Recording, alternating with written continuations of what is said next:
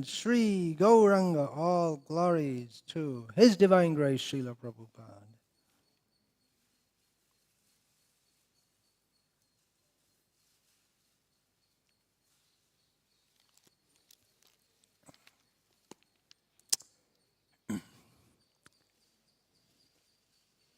Nama Om Vishnu Padaya Krishna Preshtaya Bhutale Shrimate Bhaktivedanta Swami Iti Namine Namaste Saraswate Deve Gauravani Pracharne Nirvishesha Shunyavadi Paschatya Deshatarne.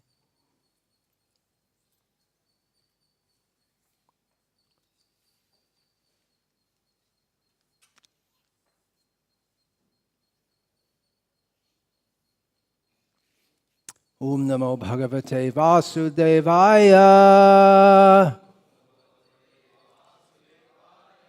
Om Namo Bhagavate Vasudevaya. Om Namo Bhagavate Vasudevaya.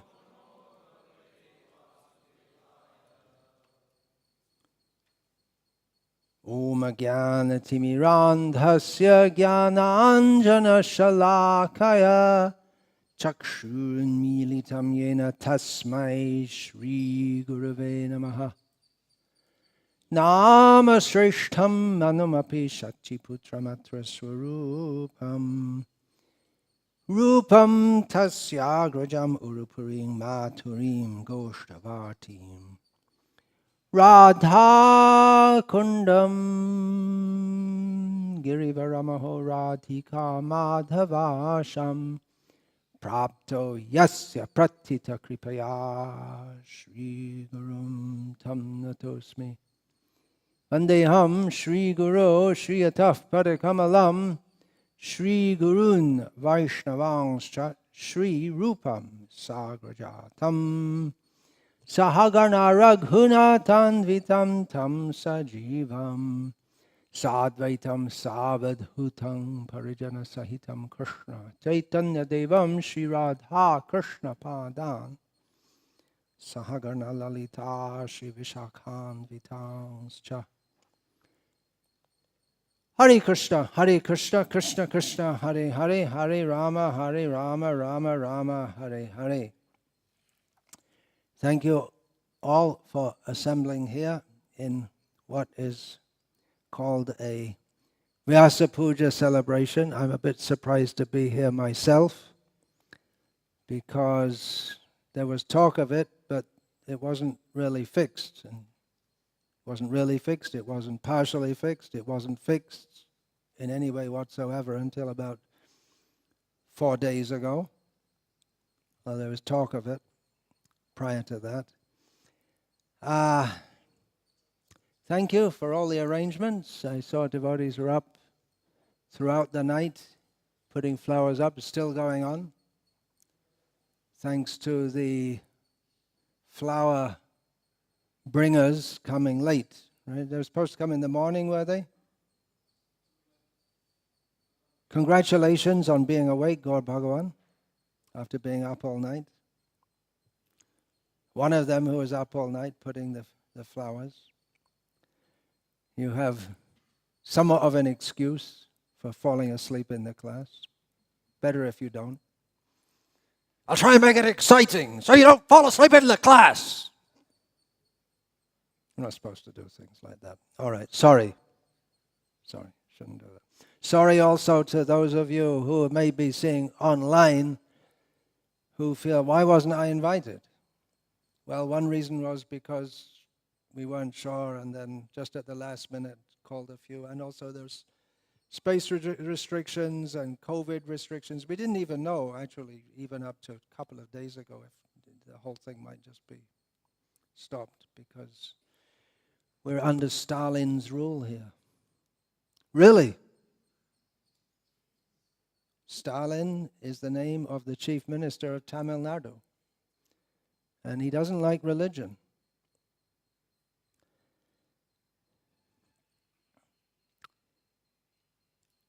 Sorry, should I say sorry also? I'm sorry they're coming and praising me and worshipping me and all this. There is there is a way of thinking among followers of Srila Prabhupada that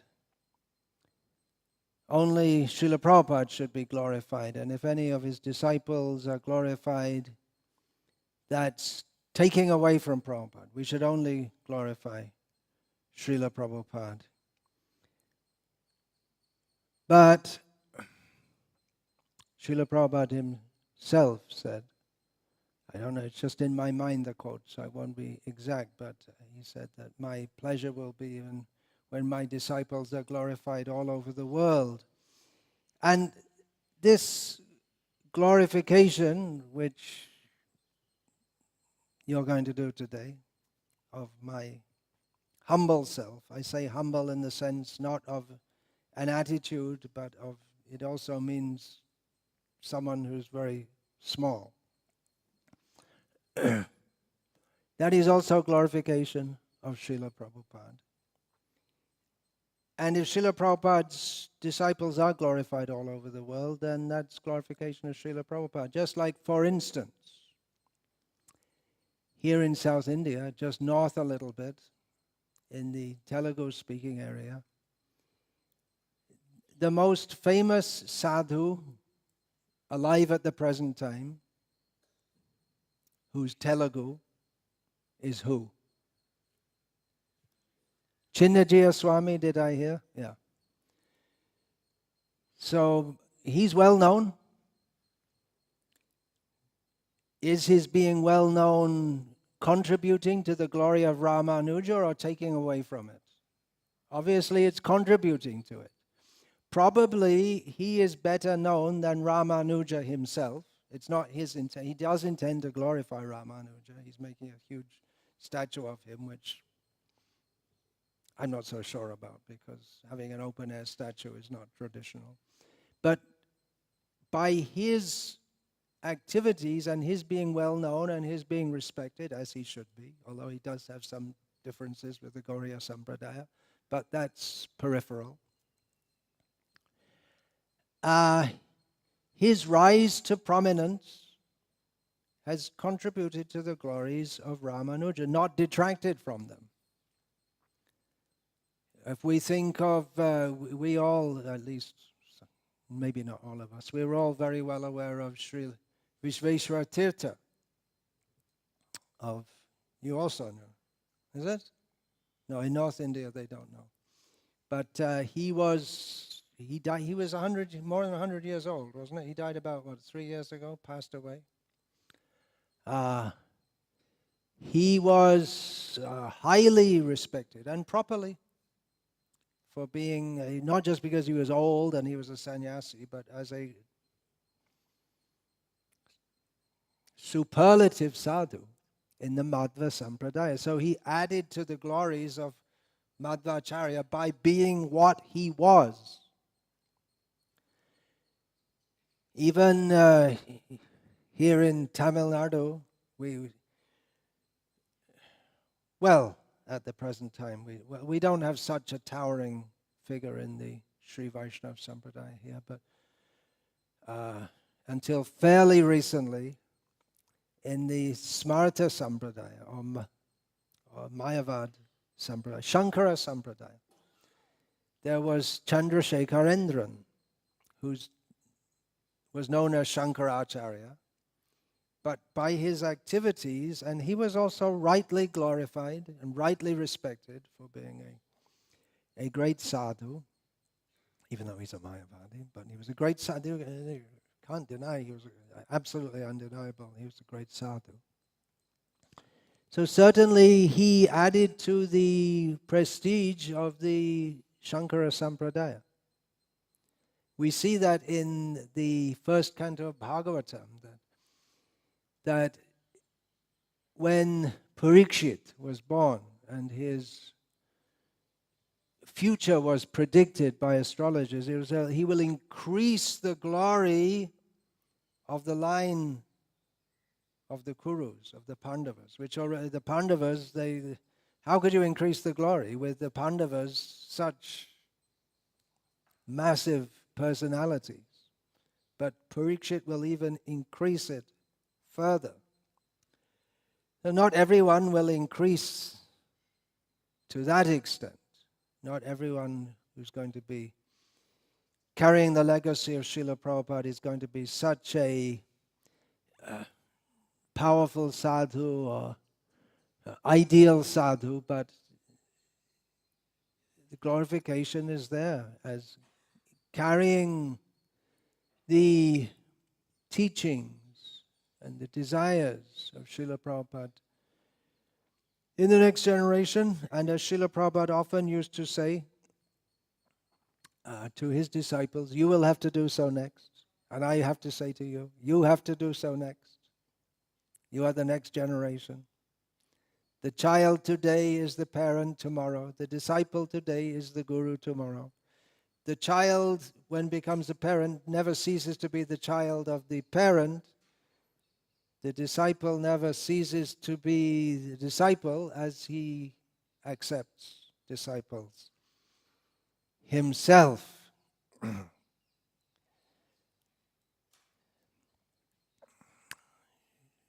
You're particularly coming and glorifying me because you're my disciples, and there are so many disciples of Srila Prabhupada who are increasing the family line, the family of devotees in Krishna consciousness all over the world. They're all a little different, just like maybe brothers in a family. Nowadays, most people probably don't have brothers, or if they do, they just have one. They don't have brothers. To have brothers is unusual. To have a brother is not so common. To have brothers, that means more than one brother. That's unusual. But in normal human life, which was ceased to exist about 50 years ago or so, people had large families, and you'd have brothers, and they'd all be different. But they're all part of the same family, and they all represent the Father, if they're worthy sons. And that was a very important part of actually any society, in any traditional society, and especially in Vedic society, the family tradition that Arjuna was afraid of, is it not? Kula dharma sanatana. There's another, Kula dharma sanatana. The eternal family tradition, or perpetuate, the family tradition should be perpetuated. And who does that is a worthy son. Now, the grandfather may be a very highly respected person, a very famous person. The son may not come to that, he may not be on that level, but if he's a worthy son, he follows what he should, does the basic things, then naturally the son, his sons, they respect him as a father, as they should do. And they look up to their grandfather, or maybe great-great-grandfather. This, was it Jambavan Prabhu in America? You remember him. Maybe some of you do. He told me that his wife is the direct descendant of General Custer, who's famous in America for losing a battle or something. I think he was a famous American general. And so if you're born in that family, you're respected, especially if you enter the military. It's like a sign of honor. And they have that also, probably in America, they have that military families, generation after generation, and you're expected to join the army or the air force or the navy and keep up the family tradition. Even in Mleccha culture, there's some idea of family honor. And you're expected to sacrifice and for a higher cause. So in Krishna consciousness also, The family tradition is going on. That should be perpetuated. Recently, I gave a talk, which was put on YouTube. Actually, they all are nowadays, pretty much formal talks. So I called it Thanks to My Fans in quotation marks. And in the comments section, someone made a comment. The name is Radhika. What do you think the surname will be? Be Radhika Gupta Solanki, something like that. Or maybe if you're in Tamil Nadu, you don't have a surname. It was Radhika Schwartz. Which caste is that? It's not Indian, it's a Jewish name. So I thought, well, that's good. Srila Prabhupada's making Radhikas out of the Jewish people, Muslim people. Srila Prabhupada's really spreading his family all over the world. I don't know if she was initiated in, I don't know who she is exactly, but she's changed her name, or maybe was given that name at birth. I don't know, but it's nice to see, isn't it? Radhika Schwartz. Anyway, she made the comment that instead of, here's a little bit needling, that instead of saying fans, you could say family. Yeah, that would be nice. But of course, to be a member of there's a difference between being a fan and a member of a family. Just like, let me see, well, they're cricket fans. So, Virat Kohli, he has fans and he has family. And it's not exactly it's definitely not the same thing. To be a family member means to come quite close and to be accepted. And there are responsibilities also. To be in a family means to be a fan means we maybe get a feeling like we're all here together, we're fans. But to be in a family, there's more than good feeling. There's responsibility in the family. Actually, sadhus, which doesn't necessarily mean people dressed in this color cloth, but a sadhu, he should see like that. The natural consequence of the samatha, or the equilibrium, what's the name? Equalness to all. What's the word? Equanimity. Equanimity is in Bhagavad Gita again and again and again. We find this. In all circumstances, one's consciousness remains the same, and there are two factors to this. There's one factor when one's yasmin stita nadukena gurunapi vichalyate. In all circumstances, one remains in samadhi. He's not disturbed by sukh or by dukh. He remains steady-minded in all circumstances. Another factor is seeing all living beings as equal. And that again, we get again and again. Samasarveshu bhuteshu vidyavinaya sampanne brahmane gaveha. So the natural consequence of this is vasudhaiva kutumbakam. One sees all the world as one's family.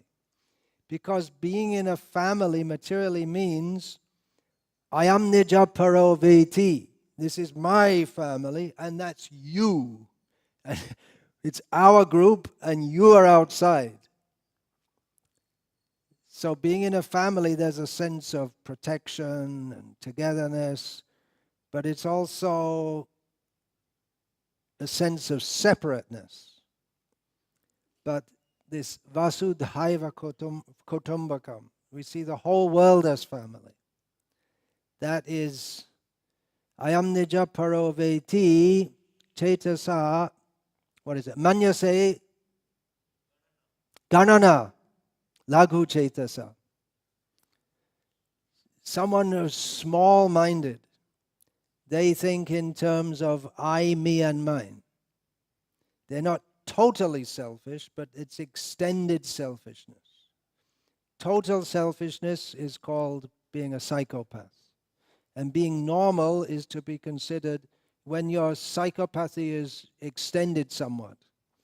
And it's not total psychopathy, it's not just me, and me, but it's me and mine, and my family, my country. That's considered good. It's good to be Indian and not like Pakistan. It's good to be Tamil and not like all those nasty North Indians like you. What are you doing down here in Tamil Nadu? All those Modi voters. We don't like them. So that consciousness is actually, it wasn't there previously, but it's been put in, it's been injected into, for political reasons. Someone wants to get power. It's a long story. You don't know so much about it. Here in South, we know more about it. Deliberately divide and rule. Then I could go on talking about casteism, and it's just... Anyway, let's not talk about that. So, then what is the symptom of, what is that? Udara, what is it? Udara chetasa yastu, udara charitanani, udara charitanam hi vasudhaiva kutumbakam. One who has broad, open heart, or udara. Srila Prabhupada quotes that, he translates that sometimes as liberal. Although the word liberal nowadays often has connotations which not what Srila Prabhupada intended. So anyway, one who is very open-hearted, he doesn't think in terms of I, me, and mine, then he accepts the whole world as his family. That we at least used to have in ISKCON, that we'd meet devotees from different parts of the world who were never met before, and we immediately feel that bond because we're all under Srila Prabhupada. We all have the same mission, the same purpose. And why I said fans, in that, why I was speaking of fans, and I put it in quotation marks, is because the YouTube automatically generated message which came to me, which I read out, said, "You have so many fans." So I said it a bit sarcastically, because we're not out to get fans. If we're out to get fans, then we can't represent Srila Prabhupada or the Parampara. It's not a matter of popularity or trying to become popular, but that automatically comes. That is natural.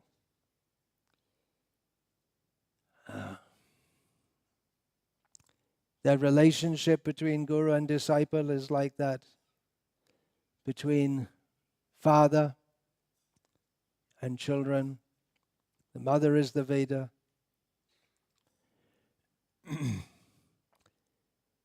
In the past, the guru-disciple relationship, it seems to have been much more straightforward in the present time, because in Kali Yuga things get messed up more and more. In every age things get messed up gradually, but it's like, we could say, like in a motor car, which is built with planned obsolescence. That in the beginning, or a laptop, in the beginning it works nicely, then after some time it's little things start to go wrong, and then everything starts to go wrong. The rate of going wrongness increases until it becomes useless, and you have to throw it all out.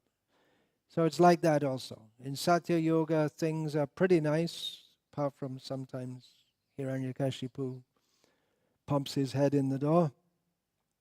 Then Treta Yoga, yeah, things are pretty nice, except you get Ravana and others. Everything's wonderful. The only problem is Ravana. There are many Ravanas in Tamil Nadu, right? There's probably more than one Stalin also. But this Karunanidhi used to give people, he was quite fond of giving people the name. Because they would, just like people used to go to their gurus and ask, what shall we call our child? So they asked Karunanidhi, Ravana. He used to give that. In Kartpadi, where he used to have, was it Gandhinagar in Vellore? We had a house rented there. Opposite is the N. Ravanan, who's on the door. That's his name. A nice man. He was helpful to us. Had that name.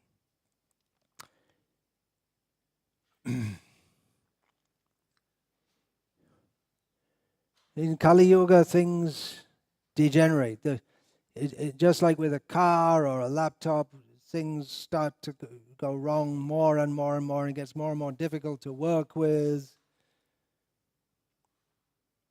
So previously, the guru-disciple relationship was fairly straightforward. It's understood what everyone's position is, what everyone has to do, but it's getting more and more messed up by bogus gurus, bogus philosophies, and in the West, when it goes to the West, there's really a long way from any Vedic culture. We can say even that's often said about the Shankara Sampradaya, that, well, I say it fairly often, is that he brought back the Vedic culture. So definitely you have the guru-disciple relationship is there.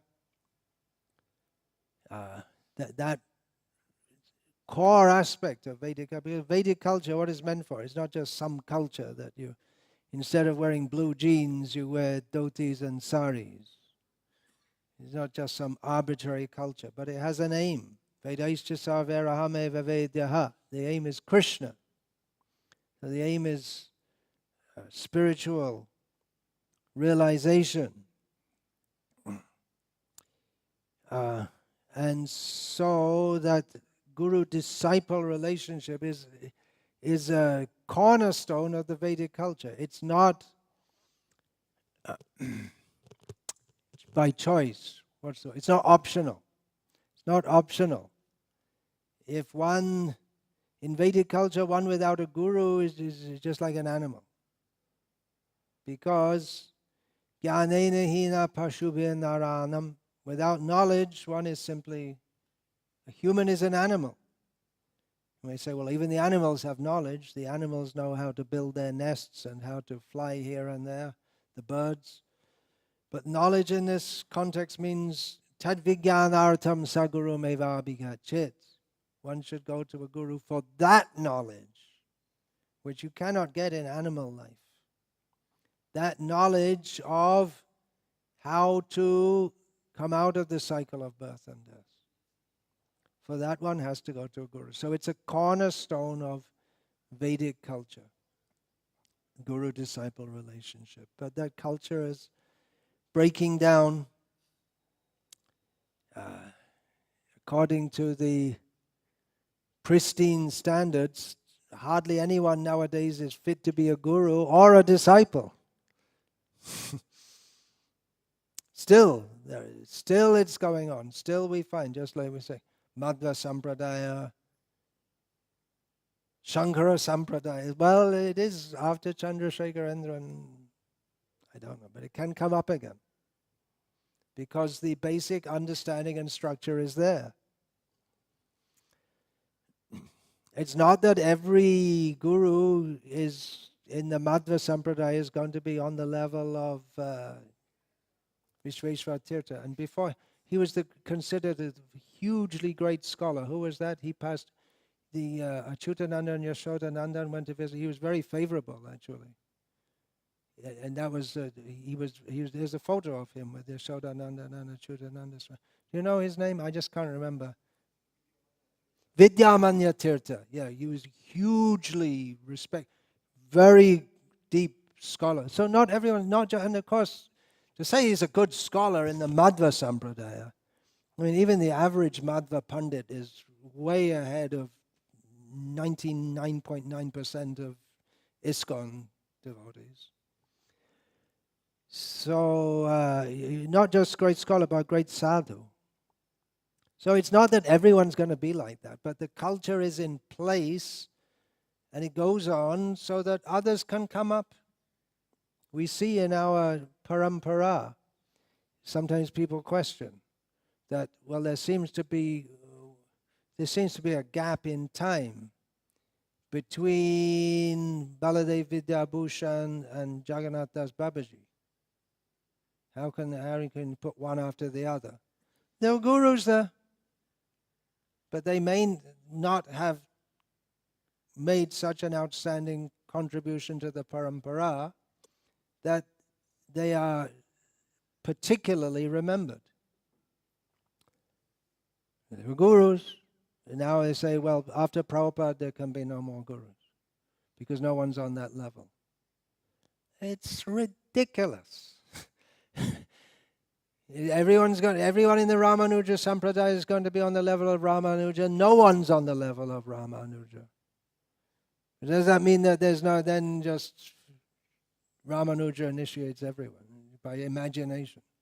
It's ridiculous. And there's great personalities, no doubt, in the Ramanuja Sampradaya. Up to the present day, there are great personalities in the Ramanuja Sampradaya.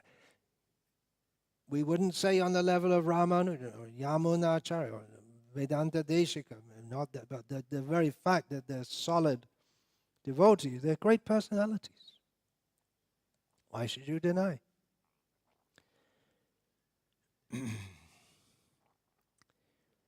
But at the present time, yeah, it's a matter of doubt. Who can be a guru? At least the guru should represent Srila Prabhupada, who represents all the previous acharyas. The standard prescription is given. Achinoti yashastrani. What is the next line? Achinoti yashastrani achare stapyatyapi swayam acharate yasmad acharyas tena kirtitaha. Or sometimes it's given differently, a little. But anyway, the point is, one who knows Shastra. What do you mean knows Shastra? Do I know Shastra like Vidyamanya Tirtha? No. I don't, but you know this much? Krishna's tu Bhagavan Swayam. You know that? Well, I can learn. I can read the book and learn it myself, but then the child may also think, I don't need to go to school, I don't need a teacher, I don't need a father, I can learn it on myself. But maybe you can learn some things from books, but you also need someone to guide along the way. And also recognize that the father and mother gave me birth. You may say, I don't need a father and mother. You recognize at least they gave you birth. So someone may say, well, I just came to Krishna consciousness by reading Srila Prabhupada's books. I can be a disciple directly of Prabhupada, but did no one tell you to put your hand in your bead bag and showed you how to do it and showed you how to put on tilak and all these things? They're also gurus. Can't deny that, or shouldn't deny it. I just saw some video of the founder Acharya of the Ritvik Sampradaya sitting on a hill. So his story of how he came to Krishna consciousness is, I read Prabhupada's books, and that's as far as it went. He didn't say, I met devotees, they trained me, they showed me. He didn't mention that at all. He didn't mention that he was initiated by Jayapataka Maharaj. So there's a lack of gratefulness there. Anyway, usually we think a lot. The devotees ask, who's a proper guru? How can you know who's a proper guru? Well, there's another way of looking at it. Who's a proper disciple? We should think how I can be a proper disciple and pray to Krishna. And then Krishna will arrange, if we're sincere, that we get a proper guru. So the qualifications of acharyas are mentioned in Shastras. And the qualifications of disciples are also given. And guess what? They're pretty much the same. There's not that much difference. Just like mother lion and baby lion. There's a difference, but they're pretty much it's the same jati. It's the same species. It's not that much different. One has to be pure, or at least intending to be pure. If we see the qualification, I'm going to speak on the qualifications of disciples now. In a series of talks on guru issues. So I spoke on the qualifications of acharya, so I'll speak on the qualifications of disciples as given in Shastra. I'll read from Bhagavatam, 11th canto, chapter 10. The disciple must have the following qualifications. He must give up interest in the material bodily conception. Yeah, there's no meaning to being a disciple in the spiritual sense. You can be a musical instrument disciple, a dance disciple, or thief disciple. There are also paramparas of thieves with gurus. Vedic culture.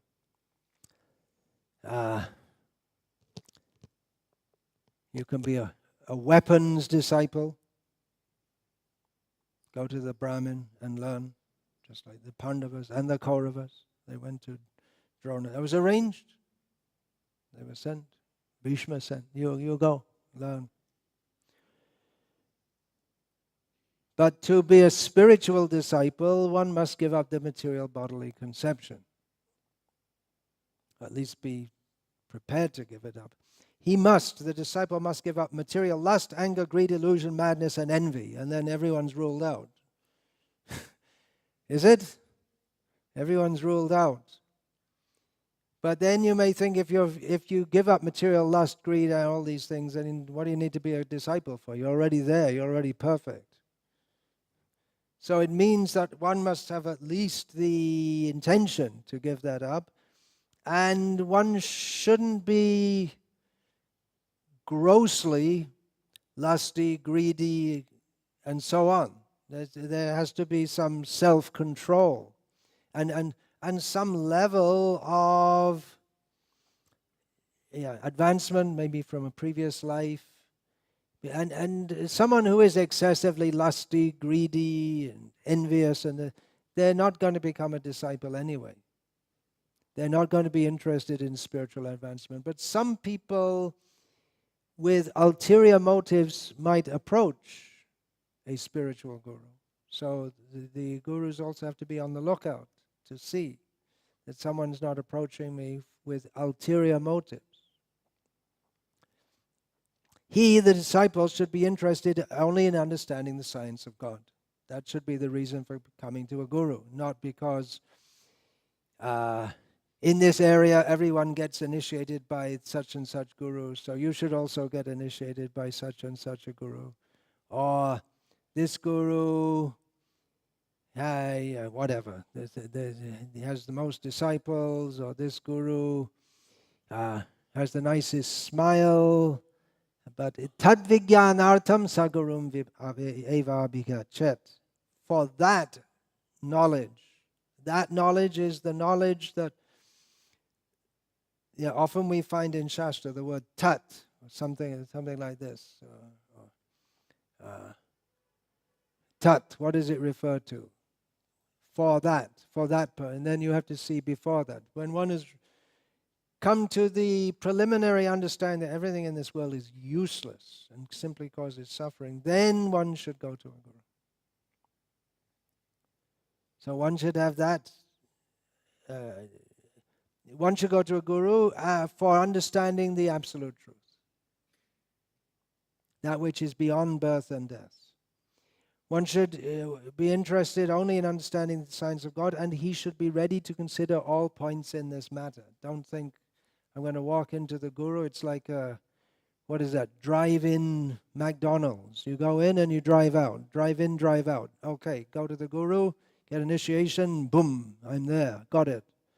You have to be prepared to do the work, take time, understand. He should no longer think, I am this body, or this thing belongs to me. I am nija paroveti. I am nija. Yeah, this is mine. Aham mameti. Shouldn't think like this. One must love the spiritual master with unflinching faith. Now, that's stated in the imperative, but it's not something that can be legislated. It's not just by injunction. You must love your guru. One must understand, at least understand, that it's a relationship of love based on the center of love, who is Krishna. But it's not something that can be forced. But the basic attitude is that one should serve with such a mentality. Dasavan acharan nicho, guru sudrira sohrida. This is stated especially for the brahmacharis. But it's for all disciples that one should serve the guru in the mood of a servant, or das is sometimes translated as slave. I don't think there's any different word in Sanskrit. Is there slave? How would you say slave? Das. Well, maybe the whole concept of slavery isn't there anyway in the Vedic culture. In Hindi, there's no word. Gulam, it's Urdu word. But the whole concept of being a servant is very different from the concept in the English language also. Just like we say Krishna Seva. So when we say Seva, it's understood, it's done the sense of dharma, selflessly, but service, the English word means you do service, you get paid for it. And that's come now in India also. I'm doing service. It used to be. I remember in the 1970s, people said, I'm doing service. And it means they're in a job, but they have the sense of, I'm supposed to do service. It is a sense of sacredness with that also. Because it's all dharma, it's all connected, everything in nothing separate from it. But then this idea of getting paid for service, then it's not really service at all. It's a business deal. You do this, you get that. You don't do it, you don't get it. But the idea of service is one should serve selflessly and not think, what will I get? But at the same time, confident that by the grace of Guru, one will get everything. Jai prasade pure sarva asha. All one's desires will be fulfilled by the grace of the Guru. One has that faith. And then one has to see the Guru is connected with Krishna.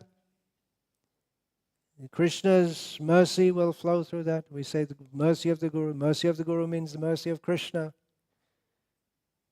Krishna is the ocean of mercy.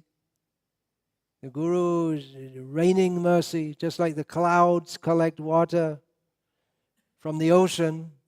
The Guru rains his mercy, but that mercy is taken from the ocean of mercy, Krishna. But it comes, there's a method for delivering that mercy, which is arranged by Krishna. Just like Krishna arranges, there's a method for distributing water all over the world. Krishna's method. You see, before all this science and this and that, it was understood in the Vedic culture. Otherwise, how do we sing? Sangsara Dava Nalalutalo. We know it's the clouds are evaporating the water from the ocean and raining it down here and there. So the Guru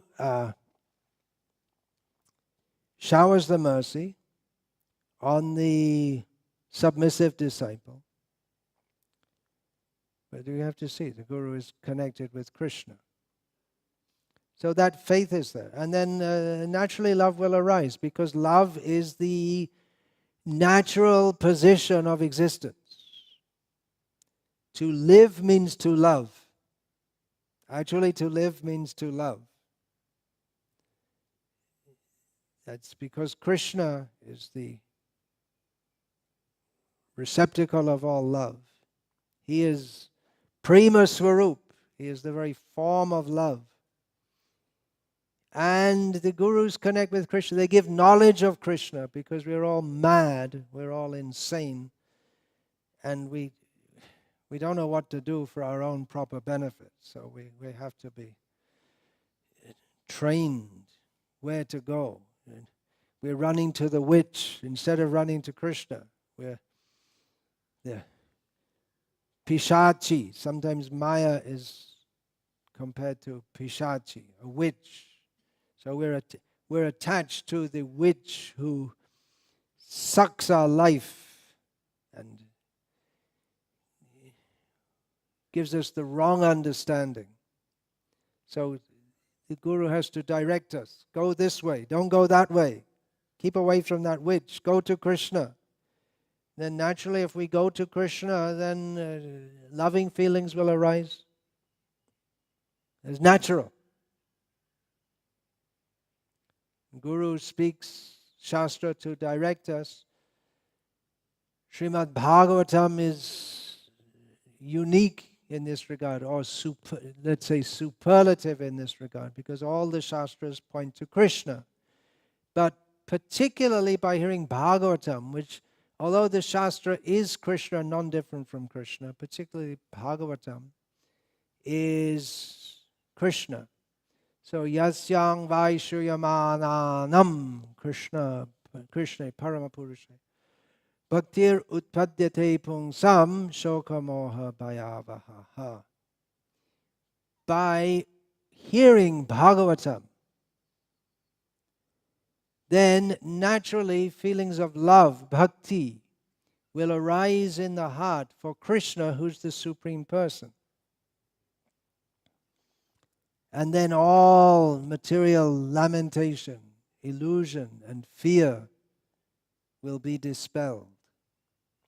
So gurus in Krishna consciousness, they are different to gurus in Mayavad consciousness, or Buddha consciousness, or yoga consciousness, materialistic or bodily Kundalini yoga consciousness, or musical instrument consciousness. They give us the message of Bhagavatam, and automatically one gets knowledge and renunciation and Krishna. Srimad Bhagavatam Puranam Amalam Yad Vaishnavanam Prayam Yasmin Paramahamsyam. What's the next word? Ekam Amalam Jnanam Param Giyate Atra Jnana Viraga Sahitam Naishkamyam Avishkritam Tat Shrinvan Supatan Vicharana Paro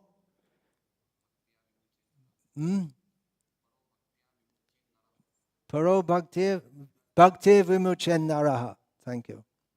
So Srimad Bhagavatam is, see, the guru needs gurus also. Disciples can also act as gurus.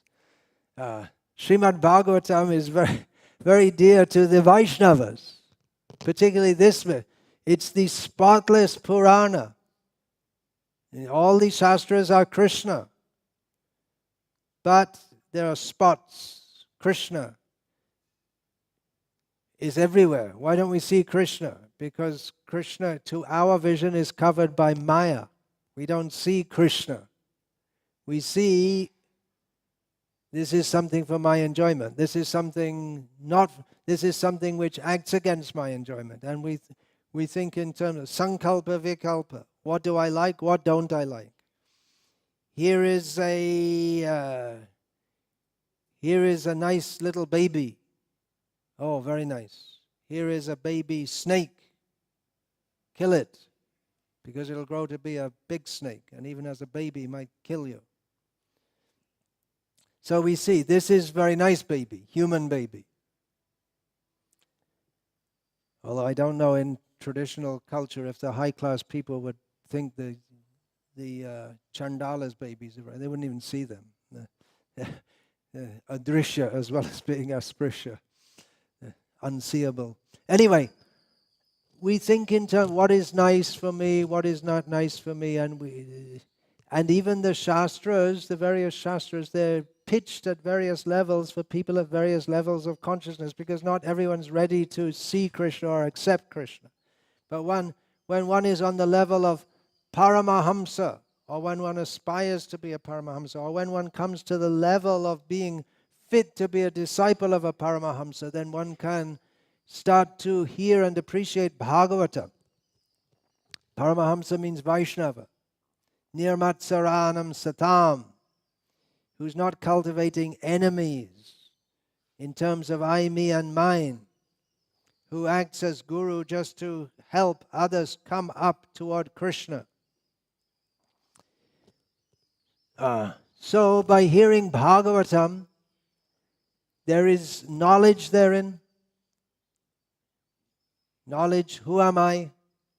Krishna gives that in his beginning of his teachings in Bhagavad Gita. That is developed further. Gita ends savadhaman parityajya. Mamekam sharanam vraja. Surrender to me. Only, giving up everything else. And Bhagavatam begins that the Kaitava dharma is completely rejected here. Pra-ujita.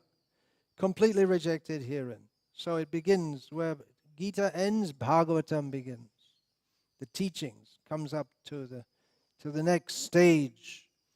So in Bhagavatam it gives us more knowledge. In brief, Krishna says, Dukhalayam ashashvatam in Gita. Everything here is temporary and miserable. Those topics are also given in Bhagavatam in great detail. So that to even begin to hear Bhagavatam, then there has to be a sense of, to actually hear Bhagavatam, there has to be a sense that I don't belong to this world, I belong to Krishna. This world has nothing to offer me. But then when we hear Bhagavatam, that feeling will be solidified. But that is not in and of itself the essence of Bhagavatam, to be detached from this world. We find right at the end of Bhagavatam that Shukadev says, I spoke all these stories of kings just to add some opulence and to inculcate a sense of detachment from this world, but it doesn't constitute the essence. So one will get knowledge of one detachment from this world, but then, okay, I don't belong to this world. So what's there? What is? And is there anything beyond that? The Mayavadis say no. The Buddhists say there's nothing beyond that. The Mayavadis say there is something beyond it, but not much. It's just one thing. Just one. Om, om. Nothing more. But the Vaishnav gurus, they point us to the world of infinite variety, all centered on Krishna. Akhila Rasamrita Murti, all the rasas, Krishna, everything in Krishna, and it's all expanded into innumerable devotees and innumerable pastimes and innumerable exchanges. The Guru points us to that world. Beyond this world, being detached from this world, that's just normal. Everyone in this world is insane, but if one becomes sane, then he won't desire to enjoy this world. But then what's beyond? Is there anything beyond? It's just merge in some light, boring. There's beyond. The Bhagavatam points us to that. And then naturally the feelings for Krishna will arise. Loving feelings.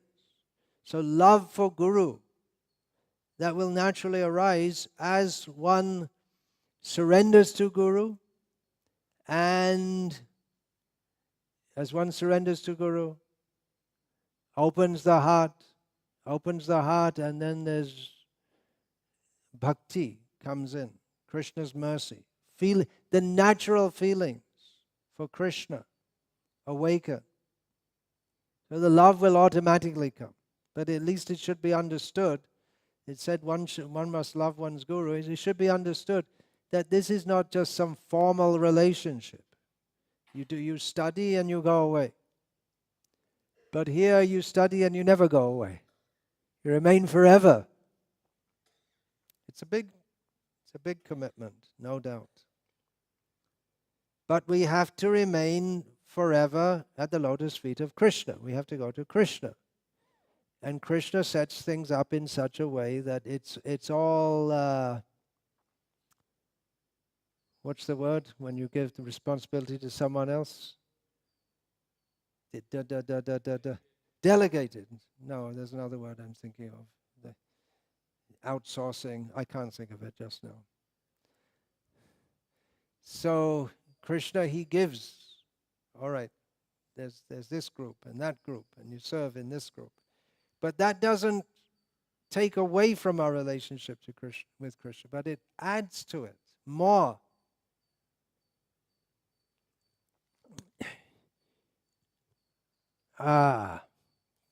Just like, for instance, in Mahabharata, we hear a lot about Krishna and Arjuna when they're together fighting during 18 days of battle.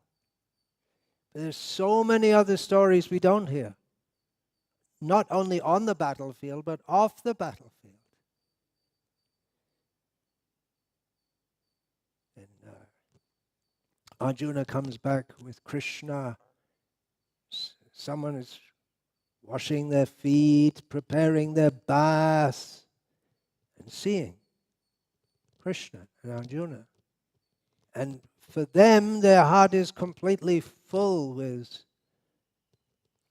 feelings of respect, and they get the news, what happened on the battlefield today. And you never know. They may be in doubt all day. Is he going to come back or not? Sometimes the warriors don't come back. One day Abhimanyu didn't come back.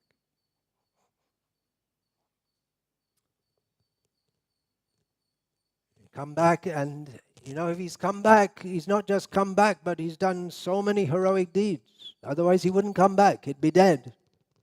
You either, what is that? Hatova prapshasi swargam jitva va bhokshase mahim. Do or die. So there's so much appreciation for Arjuna in relation to Krishna. There's no question of Arjuna not in relation to Krishna. So they're all devotees, those who are washing Arjuna's feet and preparing his meals and this, so many things they're doing, but it's all in relation to Krishna. And their love for Arjuna does not diminish their love for Krishna. it increases it. And their service to Arjuna is their link to Krishna. That's in the Leela, that's in the pastimes. But that's there in the spiritual, in every aspect. And in the material world, we are enjoined to serve gurus. And naturally there is love. Someone's in the family of Arjuna, whatever they're doing, they're looking after his horses, they're bringing supplies or whatever they may do. And whoever does that, the barber who cuts Arjuna's hair and trims his nails and all this kind of thing, well, that was done by the barber's father for Pandu, and then all these whole generations. Kula Dharma Sanatana. So they feel very happy in that. This is my position, to serve in this way. And they know that it's all connected to Krishna, because the whole family, it's all connected to Krishna. So that's in the Leela, but in the guru-disciple relationship, we have a whole sampradaya. We're linked. What is our link with Vishwanath Chakravarti Thakur? Of course we're linked with Vishwanath Chakravarti Thakur. Well, how can you be linked? You never saw him. No, we're linked because we're in the sampradaya. He's our guru. We take his teachings even now. We hear his teachings, maybe not directly. I mean, maybe not exactly that we're reading from his teachings, but we know it's all the same teachings. It comes down, as Srila Prabhupada often said, that what Krishna spoke to Brahma, Brahma spoke to Narada, Narada spoke to Vyasa, Vyasa spoke to Madhva. It's the same message. And it's come down through so many gurus. And we also have our guru who represents all these great personalities. And he might not be, unlikely he's going to be on the level of Brahma, Narad, Vyas, Madhva. It's unlikely he's going to be on that level, but just to represent such great personalities is in itself great. You don't think it's a small thing to represent that. And it's not a small responsibility to be a disciple, because one has to go on representing that at the present time, and then one has to represent that in future to his own disciples. So it's not a small thing.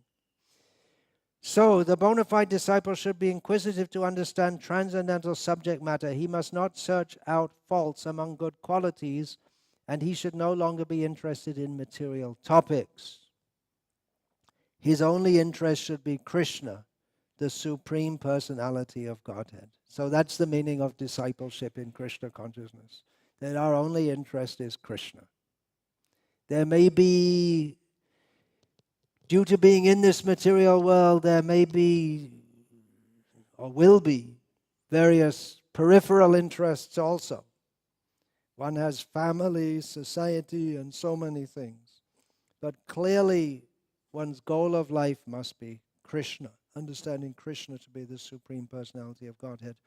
All right, I plan to speak on the disqualifications of a disciple as given in Hari Bhakti Vilas, but I didn't get that far in my sheet. I only got this far, and there's another 1.5 pages, so I'll finish there for now. Anandam buddhi vardhanam. Just a few words got expanded. So increase the ocean of bliss by spreading Sankirtan. That's disciples in Chaitanya Mahaprabhu's Sampradaya, expanding the ocean of bliss by Sankirtan. Everything is in the holy name of Krishna. So what do you need a guru for? Ask Chaitanya Mahaprabhu. He also accepted a guru. Hare Krishna. All glories to His Divine Grace, Srila Prabhupada. Samaveta Bhakta Vrinda Ki Jai. Vancha kalpatarubhyascha kripa sindhubhya patitanam pavanebhyo vaishnavebhyo namo namaha. I offer my respectful obeisances to all the Vaishnavas who perform amazing activities such as staying awake in class after being up all night, doing service. Congratulations. Not all of you are up all night, but some were for quite a lot of the night. That's quite an achievement. Fit to be guru. Hare Krishna.